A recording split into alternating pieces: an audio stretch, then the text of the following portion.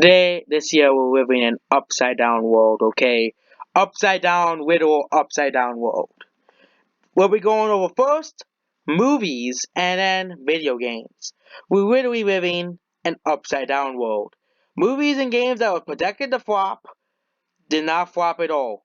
Let's go over the first movie that was supposed to flop this year. Alita Battle Angel was supposed to be a $200 million flop. Well,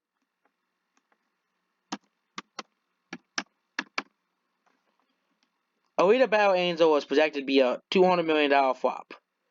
As I looked at movies, this movie was projected to be a $200 million flop. It never did. This movie was actually projected to be a success. This movie flopped. No one watched it. Same thing with this one. Nobody watched this movie, and this movie was actually supposed to be a success. And it's funny how even the director admitted that it was his fault this movie was a failure, even though it was actually the big mouse himself, Disney. He's not going to go out and blame Disney, or else he'll probably get fired because he blamed Disney. But this movie was supposed to do well, and this movie was supposed to be a flop. But it basically flipped upside down. Well, now this movie but now it's flopping, and Alita is a successful movie.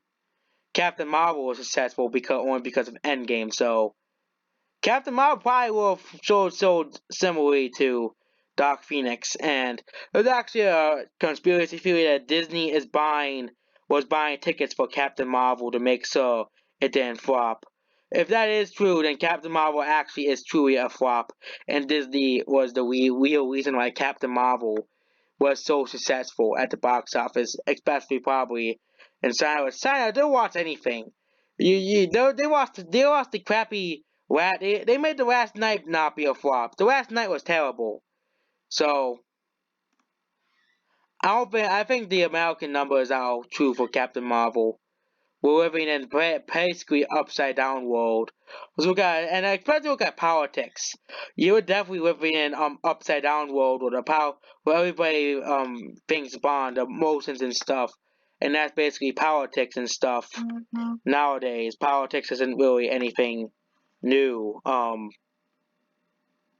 Politics is if you either believe in something or you don't believe in something.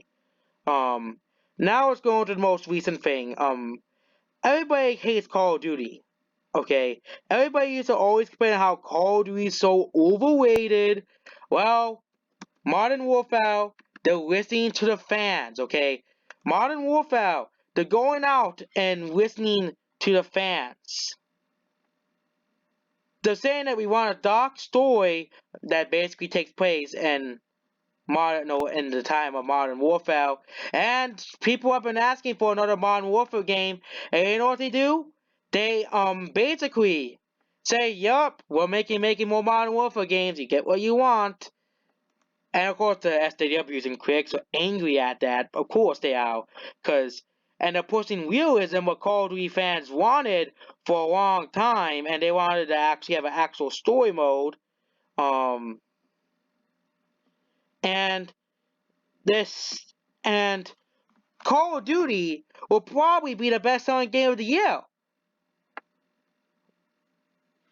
because Call of Duty is trying to make everything to do to make the fans happy. But then But then Pokemon and Nintendo fans always say, if you don't like Pokemon, you must be a Call of Duty fanboy. They always say it every single time.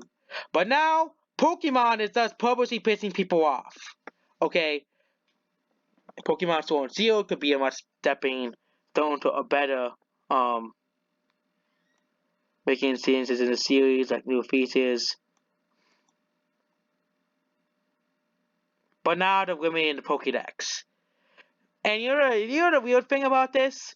So Tiro Iwata, he's dead now, Rip Iwata, but he was the one who decided who took the time out of making other games to fit Kanto and Zoto, to fit Kanto and Pokemon Gold. He took the time out and fit Pokemon Kanto and the Pokemon Gold edition. So don't give me the excuse, oh, it's so hard to program it. Well, Iwata did that within practically a week. time, okay? He practically programmed the whole region into a game glitchless in a week's time. Look at Sakurai in Smash Brothers. He basically is pouring his I think he probably works overtime making Smash Bros. Because he's dedicated to making those games. He's basically dedicating his time and money, though time and pouring his heart and soul into Pro Smash Ultimate to make it as perfect as possible. But Sword and Shield, no way, Jose. Like Call of Duty developers, they're probably pouring that too. They're probably making it as good as possible so the fans can be pleased. Same thing with Sonic the movie. People were pissed off at the Sonic movie, but the people who are making the Sonic movie said, you know what? Let's erase the Pokemon. No, not Pokemon. Sonic the movie and make it what the fans really want. Listen to the fans. Not unlike the Last Jedi. The Last Jedi, all they did was say, you don't like Last Jedi, you suck, you stink, you're bad, we hate you, you're sexist, racist. That's what they literally said about the Last Jedi. We're living in an upside down world, okay? Star Wars is not doing it. Star Wars is dead. Pokemon is going to follow in the footsteps of Star Wars. You're going to piss off people, and they're going to double down on it. Not, of course, Nintendo's not going to talk bad about the fans, of course.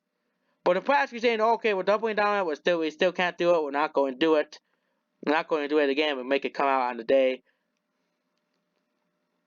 There's also rumor that the Pokemon will be passed in, but this will be all at once, okay, Nintendo? All at once. So even the defending it, okay, as well. Like a hashtag going on Twitter and Facebook and other websites. Pokemon is waging basically little, to say that it's like Call of Duty all over again. Remember Infinite Warfare? They made a World War II game right afterwards. They kind of rushed it out, but we'll get Modern Warfare and World War II. Modern Warfare. Of course, the Call of Duty haters are probably going to say, it's terrible anyways because it's Call of Duty, but they're basically doing what they're basically doing everything the fans are asking for, okay? They're basically saying, yep. They're basically saying, yep, you're the fans, you're the most important. And this is the most liked to, this game had the lowest like to dislike ratio, had the best like to dislike ratio in a Call of Duty game history. 500k people liked it, and only 16k probably social justice warriors who can't handle the game dislike the game. Of course, I can put a like for the trailer. My thoughts about it's not a Call of Duty game, but they're actually just listening to the fans.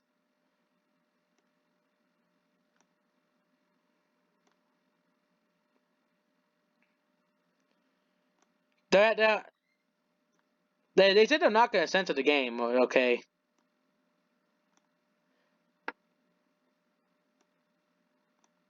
Like, they're actually giving it to the fans. People are actually saying, do not censor the game. If it ain't for a good game, don't rule it now. But they said they're not going to change any aspect of the campaign, so all the SJWs probably went out in mass and just said, click the dislike button on the trailer. Because they have nothing bad to do in their lives, okay? So Call of Duty. People are happy about Call of Duty. That's why you never see people complain about Modern Warfare 1 and Modern Warfare 2. Okay? People say Black Ops is terrible. Don't like Black Ops. Some people say that is terrible. A lot of people like Black Ops. Black Ops 2 is a lot of people like. Modern Warfare 3 is people say Call of Duty is getting downhill. People hated Black Ops 4, and now it's the worst selling Call of Duty, so they're going back to what they originally were doing. So Call of Duty is listening to the fans, and you know what? Pokemon refuses to. They're doubling down. And now Pokemon's gonna go the way of Star Wars. Star Wars, no, the episode 9, nobody cares anymore. Nobody's excited for it, and now that's what Star Wars is. Only people who are excited are the hardcore, tippy top of the Star Wars fans who talk about Star Wars 24 hours a day. Your casual fan, well, let's go see something else instead of Star Wars. Because people are honestly sick of Star Wars. And And if they even think they're going to make us pay to be able to use all the Pokemon, they better see an even bigger mob than this.